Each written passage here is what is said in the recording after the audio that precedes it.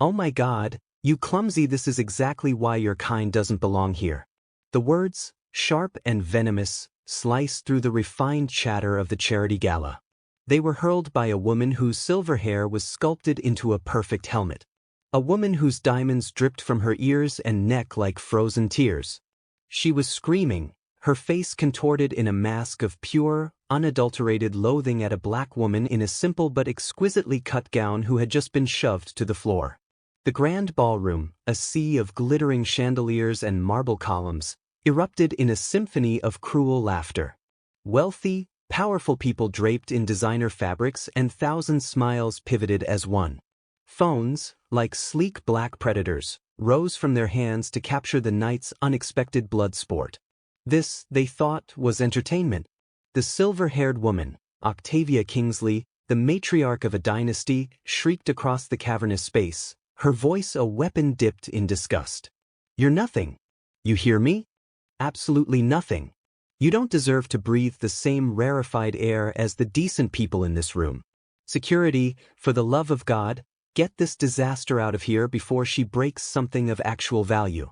A man nearby, dripping in old money and arrogance, added, "People like her always find a way to cause trouble."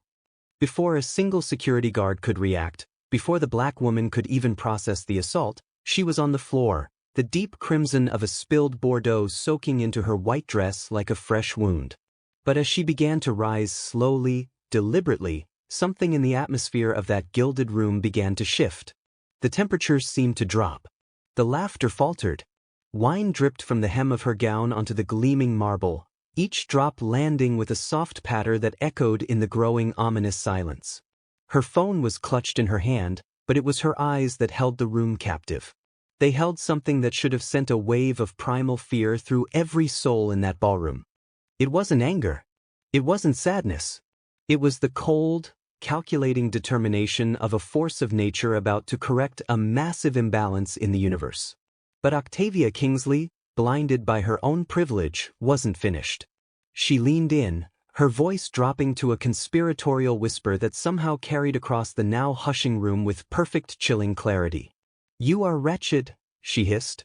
"You are worthless, and you will never ever be anything more than what you are right now. A pathetic, clumsy stain on my floor. Nothing." The woman on the floor was now fully standing.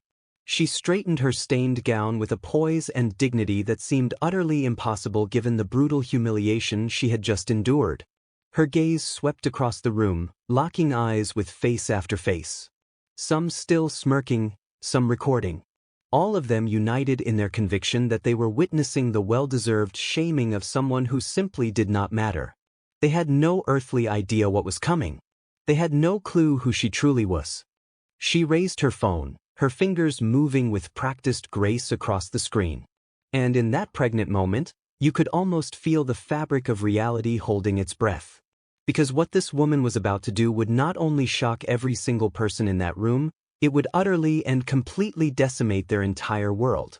If you believe that every human being deserves to be treated with respect, no matter the color of their skin or the contents of their wallet, smash that subscribe button right now. Type dignity in the comments and tell us what city you're watching from, because what happens next is going to redefine the meaning of the word consequences. This family has no idea who they just messed with. This was Amara Cole's breaking point. But to understand the sheer devastating magnitude of the response she was about to unleash, you need to understand who Amara really was. And trust me, the Kingsley family was about to receive the most expensive education of their lives. An education paid for not with money, but with everything they had ever known, everything they had ever been, and everything they had ever hoped to be. Amara Cole was not just some woman who had wandered into a party where she wasn't wanted. At 48 years old, she was a ghost in the machine of American capitalism. A titan of industry so private, so averse to the limelight that almost no one knew her face. She was the founder, CEO, and sole owner of Orion Vertex, a global conglomerate worth over $62 billion. Her journey to that pinnacle had been anything but easy. It was a saga forged in the fires of poverty and prejudice. Over the past 25 years, she had built Orion Vertex from a single audacious idea hatched in a tiny apartment into a sprawling empire with tentacles in next-generation technology, sustainable real estate, and ethical manufacturing. She owned skyscrapers in every major metropolis, held controlling interests in Fortune 500 companies across the globe, and employed over 250,000 people. But she never ever forgot where she came from. She never forgot the callous hands of her grandmother, who had worked 3 jobs, scrubbing the floors of houses just like this one, to put food on the table and ensure Amara got the education she herself was denied. Every move Amara made was a silent tribute to that woman's sacrifice. Now, let's talk about the family that had just so spectacularly lit their own funeral. The Kingsleys. On the surface, they were the very embodiment of old money Chicago, a legacy built on steel and railroads a century ago. But beneath the polished veneer of generational wealth, they were drowning in a sea of red ink and quiet desperation. Reginald Kingsley, the 65-year-old patriarch, had inherited his father's vast real estate empire and had spent the last 3 decades desperately trying not to run it into the ground. A series of catastrophic investments, a crippling gambling addiction hidden from his family, and a stubborn refusal to adapt to a changing market had hollowed out the company's foundations. What absolutely no one in that ballroom knew, not his wife, not his children, not even his most trusted advisors, was that Kingsley Enterprises was secretly, terrifyingly bankrupt. The company that had once seemed to own half of Chicago's skyline was now leveraged to the breaking point. A house of cards waiting for the slightest breeze to bring it all down. Reginald had been juggling debts, taking out predatory loans, and praying for a miracle to save not just his business, but his family's very name. His wife, Octavia, at 61, lived in a carefully constructed bubble of social superiority, which she guarded more ferociously than a dragon guards its hoard. Her entire identity was woven from the threads of being a Kingsley, of being better, richer, and more important than everyone else. The thought of losing her status, her position on charity boards, her ability to look down her nose at others from the rarefied air of the elite, terrified her far more than mere financial ruin. Octavia organized charity events, not from a place of compassion, but from a lust for control. They were her stage, and on that stage she directed a play where she was the queen, and everyone else was a subject to be favored or cast out. Social exclusion was her favorite weapon, and she wielded it with surgical cruel precision. Their son, Chase, 29, was a walking, talking catastrophe wrapped in a $10,000 tuxedo. He had never worked a legitimate day in his life, had spectacularly failed at every single vanity business venture his father had bankrolled for him, and spent his nights and fortunes partying with a cohort of equally useless trust fund babies. Chase's entire existence was funded by a legacy he did nothing to build and everything to squander. He had cultivated a particularly nasty strain of cruelty, using it to inflate his own fragile ego by deflating others. And their daughter Sloane, at 27, was perhaps the most insidiously dangerous of them all. Blessed with classic beauty, dripping with charm, and possessed of a heart of pure cold ice, she had learned at her mother's knee that cruelty, when practiced with finesse, was a legitimate art form. Sloane derived a genuine palpable pleasure from humiliating people, especially those she deemed socially inferior. She was Daddy's princess, spoiled to the point of sociopathy, and had never once in her life faced a real consequence for any of her malicious actions. But here is the cosmic devastating secret that none of them knew. As they stood in their palatial penthouse on that snowy December night, laughing at the stained woman on their floor, Amara Cole held their entire existence, their past, their present, and their future in the palm of her hand. The charity gala they were hosting wasn't just another party. It was meant to be the triumphant celebration of the single biggest business deal in Kingsley history. A monumental $25.5 billion merger with Orion Vertex that would not only erase Reginald's mountain of secret debt, but would also catapult the Kingsley family into a new stratosphere of wealth and power. Reginald had been in excruciatingly delicate negotiations for this deal for nearly a year. It was set to be announced with great fanfare that very evening. This merger was his miracle. It was the cash infusion that would save his company, secure his legacy, and ensure the Kingsleys remained at the pinnacle of society for generations to come.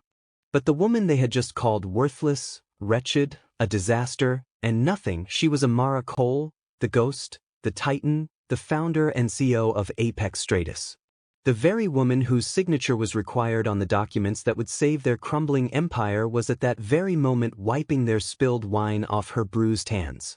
And the most exquisite brutal irony of all, Reginald Kingsley had no idea what Amara Cole looked like. All of their negotiations had been conducted through phalanxes of lawyers and intermediaries. He had never seen a photo. Her notorious privacy was legendary. He had never met her in person. In his mind, he was probably picturing some grizzled old white businessman in a stuffy suit. The Kingsleys had just committed the most expensive act of self-destruction in corporate history. They just didn't know it yet. But the nightmare for Amara Washington didn't begin when her body hit that cold marble floor. It began hours earlier, the moment she stepped out of her unassuming private car and approached the very building she in fact owned. It was 6 p.m. on a bitterly cold December night in Chicago. Snowflakes were beginning to drift down, blanketing the city in a soft white hush. Amara had arrived at the opulent Gold Coast penthouse, looking like a vision of understated elegance. She wore a simple sleeveless white gown, a custom creation from a designer so exclusive he didn't even have a storefront. Her hair was swept up in a graceful chignon, and her only jewelry was a pair of diamond studs and a delicate bracelet, each piece worth more than the average American home. She carried herself with the quiet, unshakable confidence of a woman who knows she belongs in any room she chooses to enter. This was supposed to be a momentous night for her too. The night she would finally meet the Kingsley family face to face and toast to their new historic partnership. She had looked forward to it for weeks, imagining a pleasant evening of mutual respect and celebration, but the moment she stepped toward the building's grand canopied entrance, reality slapped her across the face with an icy, prejudiced hand. A valet in a thick wool coat rushed over, not to open her car door, but to intercept her. Without even making eye contact, he gestured dismissively toward a dark alley around the back of the building. "Ma'am, service entrance is around back," he said, his tone flat and bored, making it clear he believed her presence at the front was a mistake that needed correcting. Amara paused, a flicker of disbelief crossing her features. "I'm sorry. I'm here for the Kingsley charity gala." The valet finally looked at her, his gaze raking over her from head to toe. Confusion weared with suspicion on his face. It was as if the concept of a black woman attending this particular event was a complex equation his brain refused to compute. He reluctantly gestured toward the main entrance with a sigh, but his expression screamed what his mouth didn't say. He was sure she was in the wrong place. At the main entrance, behind a velvet rope and a polished podium, a security guard named Greg was checking invitations. For a few minutes, Amara simply observed, and what she saw was a masterclass in unconscious bias. Guest after guest approached, all of them white, all of them dripping with wealth. Greg would offer a cursory glance at their embossed invitations, flash a warm, welcoming smile, and wave them in with a cheerful, "Good evening. Enjoy the party." A white woman in a floor-length fur coat swept past, her invitation barely visible, and Greg all but bowed her through. A boisterous man in a tuxedo shouting into his phone waved something that might have been an invitation in Greg's general direction, and the guard practically tripped over himself to open the door for him personally. Then it was Amara's turn. Everything changed. The moment she presented her invitation, Greg's demeanor shifted from welcoming host to suspicious interrogator. The warm smile vanished, replaced by a tight, professional scowl. He held her invitation as if it might be contaminated, studying it like a detective examining a forgery. He scanned his guest list once, then twice, then a third time, his thick finger tracing the names with agonizing slowness. "I don't see any Washington on this list," he announced, his voice just loud enough for the couple arriving behind her to overhear. "Could you please check again?" Amara asked, her voice a calm, even sea in a growing storm of frustration. "I am definitely expected." Greg made an elaborate pantomime of scrutinizing his list again, squinting under the dim light as if the letters might rearrange themselves. He shook his head slowly with a theatrical finality. Nope, no Washington. Sorry. Behind Amara, a white couple rustled their invitation.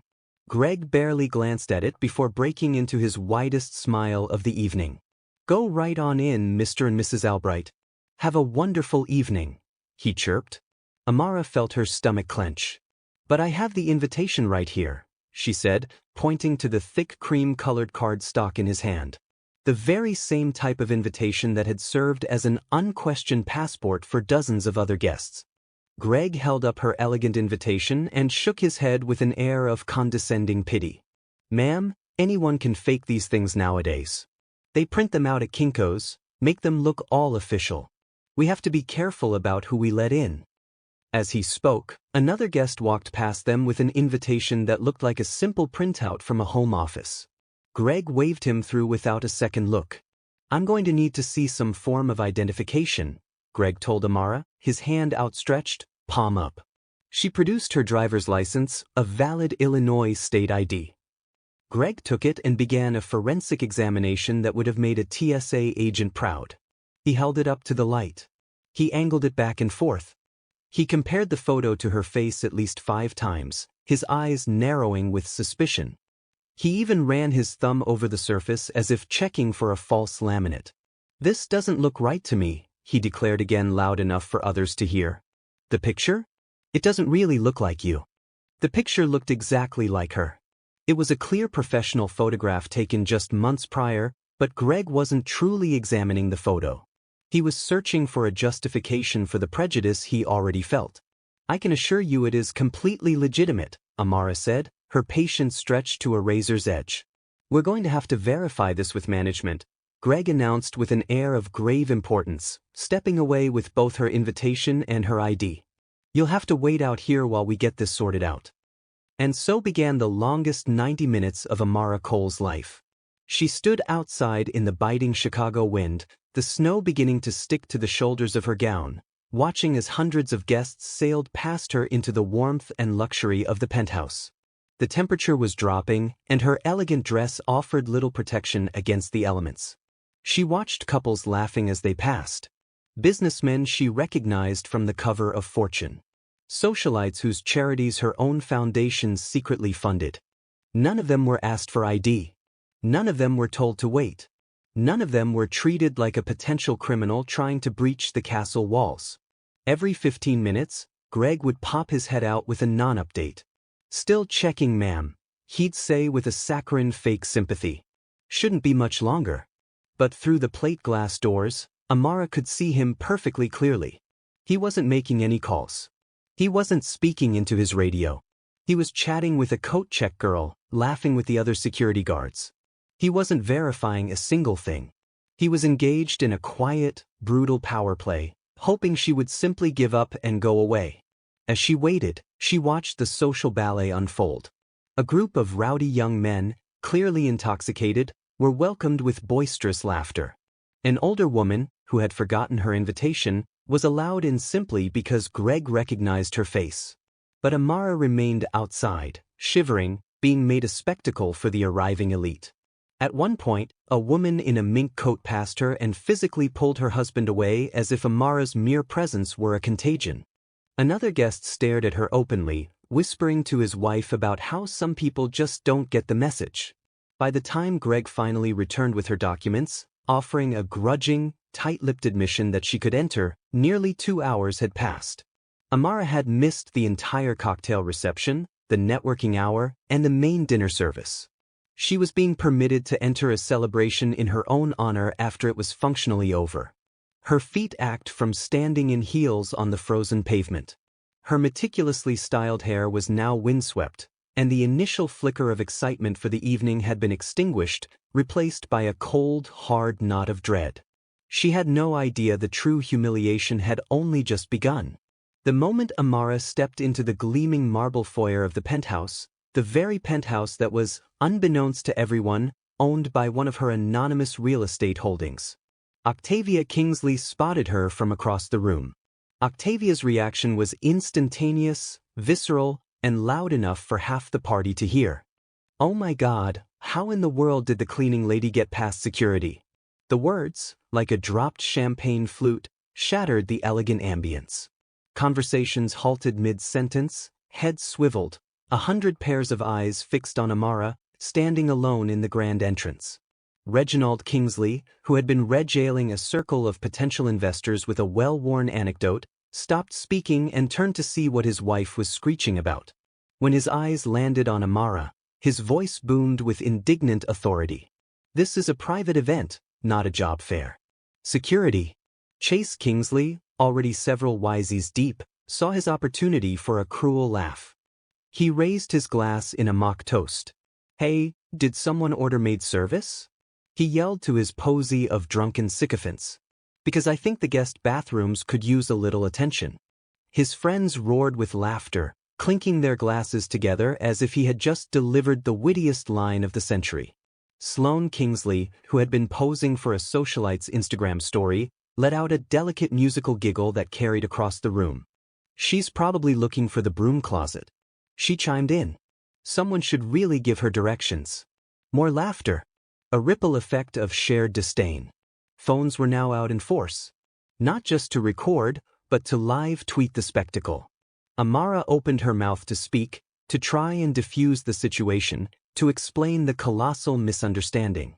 She had imagined this moment, how she would gracefully introduce herself. "Actually, I'm here for." But Octavia Kingsley cut her off, striding closer with the unshakable confidence of someone who had never been told no in her entire life. "Sweetheart," she began, her smile a slash of pure venom. "You are nothing. Do you understand me? Nothing. This is not your world, and it never will be." Octavia's voice grew louder, more theatrical, as she played to her captive audience.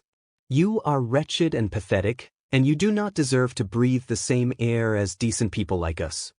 Reginald nodded sagely, shaking his head in performative disgust. "Security has completely failed us tonight. How do people like this keep getting into places where they so obviously do not belong?" Guests began to close in, forming a loose, predatory circle. They whispered and pointed, their comments landing like small, sharp stones. "Look at her trying to act all sophisticated," one woman sneered. "The absolute nerve of some people," another man added, shaking his head. After her hours-long ordeal outside, Amara was parched. She tried to approach the bar for a simple glass of water, but the bartender's eyes flicked immediately to Octavia, seeking permission. Octavia's response was swift and merciless. She shook her head with theatrical violence and called out loud enough for the entire room to hear, "No drinks for the help. She doesn't deserve even a drop of water from our glasses." Chase found this utterly hilarious. He staggered over, his expensive suit rumpled, and pointed at Amara with his half-empty glass. "Hey, if you really want to make yourself useful," he slurred, "why don't you go find the real staff and help them serve real people? At least then you'd be doing a job you're actually qualified for." Sloane clapped her hands in delight, as if her brother had just uttered a profound truth. Yes, finally, a role she might actually be good at. The crowd roared its approval, treating Chase's barbarism like a comedy routine. When Amara tried to find a place to sit, her feet screaming in protest from standing outside for 2 hours, Octavia physically blocked her path. "Those chairs are for our guests," she said, her eyes raking over Amara with unconcealed revulsion. "Not for whatever you are." So Amara was forced to stand in a corner of the grand ballroom, the subject of an entire party's scorn. She became their living entertainment. Guests would walk by and deliver drive-by insults just loud enough for her to hear. "Look at how she's trying to pretend she belongs here. The audacity is just breathtaking. Someone should call social services. This is just sad. I cannot believe security let this happen." For what felt like an eternity, Amara endured this systematic public stripping of her humanity. She stood there being degraded by people whose entire fortunes she knew were teetering on the edge of a cliff. She watched as these people she had been prepared to make partners, people she had been ready to make richer than their wildest dreams, revealed the black rot in their souls. And through it all, she held her composure. She didn't scream. She didn't cry. She didn't flee. She just stood there, a silent observer, letting them show her exactly who they were. Finally, she pulled out her phone. It was time. She needed to check the final details of the merger documents, the very documents that were scheduled to be signed and announced that night. The documents that would inject a life-saving $2.5 billion into the Kingsley's dying empire. And that's when Sloane Kingsley decided it was time for the grand finale. She glided toward Amara, a full glass of deep red Bordeaux in her hand, her face a perfect mask of synthetic sympathy that was worthy of an Oscar. "Oh, I feel just awful for you," she cooed, her voice carrying just enough for the nearby guests to appreciate her apparent magnanimity. "You look so thirsty after your ordeal. Here, please, let me get you something to drink." Amara looked up, a flicker of genuine surprise in her eyes. After hours of unremitting cruelty, could this be a single solitary act of human kindness? She reached out a grateful hand for the glass, thinking that maybe, just maybe, there was a shred of decency in this family after all. But as her fingers were about to close around the stem of the glass, Sloane deliberately, with practiced malice, stuck out her silk-clad leg. Amara, caught off guard, tripped and went down hard, crashing onto the unforgiving marble floor. In the exact same fluid rehearsed motion, Sloane accidentally appended the entire glass of red wine onto Amara's white dress, the crimson liquid blooming across the fabric like a fatal stain. Sloane immediately launched into her award-winning performance. She gasped, her hand flying to her mouth in mock horror, her eyes wide with feigned shock. "Oh my God, you're so clumsy. I am so sorry. I was just trying to help you." Octavia rushed to the scene, her voice a clarion call of righteous indignation. "This is exactly what I was talking about. This is what happens when these people forget their place. Look at the mess you've made on our floors." Chase was already filming the scene with his phone, laughing so hard he could barely keep it steady. "This is going viral. Somebody call housekeeping." "Boy, she is housekeeping." The room exploded. The laughter was a physical concussive force. Phones shot up from every direction. Instagram stories were being created in real time. Tweets were being fired off. This was the pinnacle of their evening. The absolute, total, and complete humiliation of another human being. Reginald waved frantically at the security guards who had finally materialized. "Get this walking disaster out of my home before she destroys something that's actually valuable." And that brings us to the moment where our story began with Amara Cole on the floor of a penthouse she owned, soaked in wine, surrounded by the braying laughter of people who had just made the single greatest mistake of their lives. They had no idea that the woman they saw as nothing held their everything in her hands. They had no idea she was worth more than their entire guest list combined. They had no idea she owned the building they stood in, the companies that kept them rich, and the future they so arrogantly assumed was secure. But they were about to find out, and it was going to cost them everything. What would you do in that situation? Would you have walked away with your dignity? Or would you have stayed and served up the justice they so richly deserved? Drop your answer in the comments below and hit that subscribe button. Because what this woman does next will cost this entitled family every penny they have ever had. What happened next was the moment that would be seared into the memory of the Kingsley family for the rest of their shattered lives. Amara Cole began to rise from the cold marble floor. She moved slowly, deliberately, not like a victim, but like a queen reclaiming her throne. The red wine dripped from her sullied gown onto the pristine floor. Each drop a punctuation mark in a story that was about to take a terrifying turn. But they were still laughing. The room was still high on the adrenaline of its own cruelty. Phones still recording, guests still cracking jokes at her expense. They thought this was the final act, the moment the help would be ignominiously escorted out so their rarefied evening could continue. They had no idea the main event was just beginning. As Amara stood there, wine-stained but radiating an aura of terrifying calm, her phone began to ring. The sound, a simple, clear chime, sliced through the raucous laughter, but the crowd was too busy celebrating its own barbarism to pay it any mind. Amara glanced at the caller ID and answered with a composure that should have sent a bolt of pure fear down every spine in the room. Orion Vertex, Amara Cole speaking. The voice on the other end was her chief legal counsel, David Chin. Crisp, professional, and loud enough for the guests closest to her to overhear. If only they had been listening. "Ms. Washington, this is David from legal. The Kingsley merger contracts are finalized and ready for your digital signature.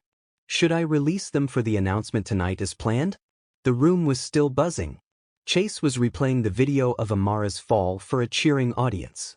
Sloane was posing for selfies, making sure the dramatic wine stain on the floor was visible in the background.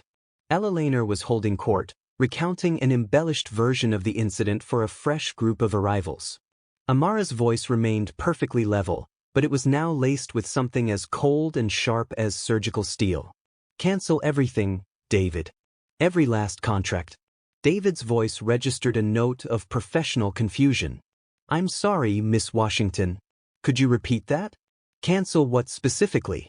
The entire $2.5 billion merger, Amara stated, her eyes sweeping across the laughing faces in the room. The real estate partnerships, the technology licensing deals, the supply chain agreements. Terminate all of it. There was a stunned pause on the other end of the line. Miss Washington, are you absolutely certain the entire Kingsley deal? Amara looked at the faces of the people who had spent the evening trying to tear her down to reduce her to nothing, and her voice dropped to a whisper that carried more power than any scream. Burn it all to the ground, David, and send me the confirmation. A few of the guests standing nearest to her had finally stopped laughing. Something in her tone, the quiet authority, the mention of words like billion and merger had finally pierced through their arrogant bubble. They were starting to listen. They were starting to look at her differently. But Octavia Kingsley was still completely, blissfully ignorant. She was by the bar, regaling a circle of sick offense with her witty take on the evening's drama. Look at her over there, still pretending to be important, Octavia scoffed, gesturing toward Amara with her champagne flute. She's probably calling her parole officer. The group around her erupted in a fresh wave of laughter, but it was a little more strained now. A seed of unease had been planted. Reginald Kingsley had been in mid-con conversation with a potential investor when the words billion and merger drifted across the room like phantom alarm bells. His face, already flushed from alcohol and self-importance, went chalky white. The color drained from his cheeks so rapidly the man he was talking to paused and asked, Reginald, are you feeling all right? Ignoring the question, Reginald pushed through the crowd, his heart beginning to hammer against his ribs with a panicked rhythm. When he was close enough to see Amara's face clearly, close enough to hear the chilling finality in her voice as she ended her call, he interrupted her, his own voice cracking with a desperation he couldn't conceal. Excuse me, what did you say your name was again? Amara ended her call with a decisive tap on the screen and turned to face the man who just minutes before had called her a walking disaster. When she spoke, her voice was the calm, professional, and utterly devastating sound of a guillotine blade dropping. Amara Cole, founder and CEO of Orion Vertex. She reached into her small clutch purse and retrieved a single business card. It was made of black anodized metal, her name and title etched in platinum.